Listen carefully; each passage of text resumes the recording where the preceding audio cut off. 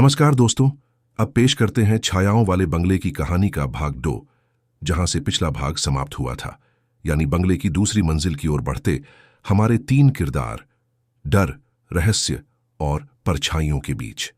भाग 2, दूसरी मंजिल का रहस्य। सांझ बीत चुकी थी, लेकिन उस बंगले के अंदर रात जैसे गहराती ही जा रही थी। मैं, यशवंत, ने अपनी सांस रोक रखी थी। नेहा अब भी घबराई हुई थी और सौरभ बार बार कैमरे की रिकॉर्डिंग चेक कर रहा था। हम तीनों लकड़ी की पुरानी सीढ़ियों की ओर बढ़े। हर कदम पर सीढ़ियां कर्कश आवाज करतीं, जैसे किसी ने जोर से न रोकोस कह दिया हो। जैसे जैसे हम ऊपर बढ़ते, नीचे का अंधेरा और गहराता गया, और ऊपर से जैसे कोई छाया नीचे झांक रही हो। छत की पहली झलक दूसरी मंजिल पर पहुंचते ही हमारे सामने एक लंबा गलियारा था। दीवारें जले हुए पोस्टरों, पिघले हुए रंग और खून जैसे धब्बों से सजी थीं। एक और 2 कमरे थे और सामने एक बड़ा हॉल जहां एक फटा हुआ पालना झूल रहा था।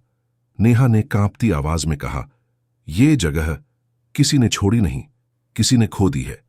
कांच की आंखें और आवाजें। हम पहला कमरा खोलने ही वाले थे कि अचानक कांच टूटने की आवाज आई। हम मुड़े और देखा कि गलियारे के कोने में एक आईना था, लेकिन उसमें हम तीनों की जगह 4 परछाइयां दिख रही थीं। सौरभ ने घबराकर कैमरा घुमाया, पर वहां कोई नहीं था। आईने में वो परछाई अब धीरे धीरे हमारी ओर आने लगी। नेहा बेहोश होकर वहीं गिर पड़ी। हवा में लहराता रूमाल। मैंने तुरंत नेहा को उठाया, लेकिन तभी हमें दिखा कि सामने वाले कमरे का दरवाजा खुला है और एक लाल रूमाल हवा में उड़ता हुआ हमारे पैरों तक आ गया। रूमाल पर कुछ लिखा था, "तुम वापस नहीं जा सकते।" सौरभ कांपते हुए बोला, "भाई, कोई हमसे खेल रहा है, या फिर कोई हमें यहां से जाने नहीं देना चाहता।" कमरे की आत्मा हमने तय किया कि अब रुकना खतरनाक है, लेकिन नेहा को होश नहीं आया।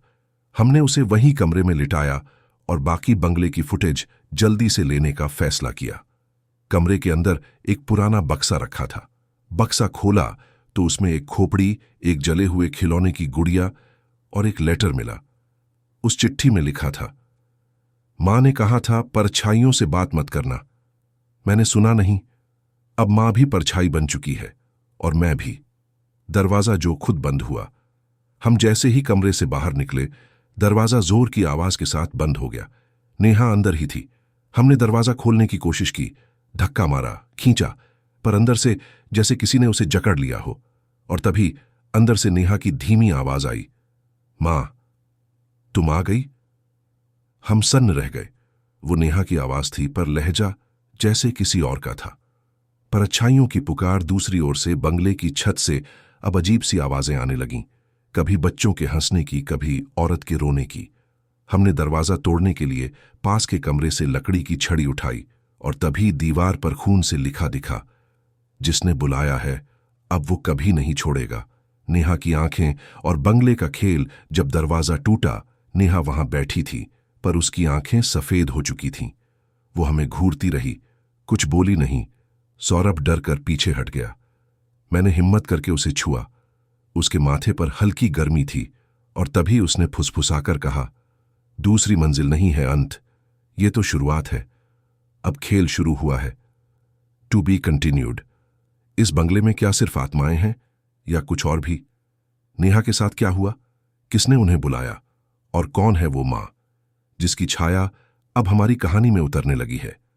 जवाब मिलेंगे भाग 3 में, द हॉरर एक्स। पर बने रहिए। अगर अब भी आपका दिल धड़क रहा है तो कमेंट में लिखिए, आगे बढ़ाओ, और मैं लेकर आऊंगा वो अगला हिस्सा जहां डर और गहरा होने वाला है। तैयार हो तो बस कहो पार्ट 3 और कहानी फिर जिंदा हो उठेगी।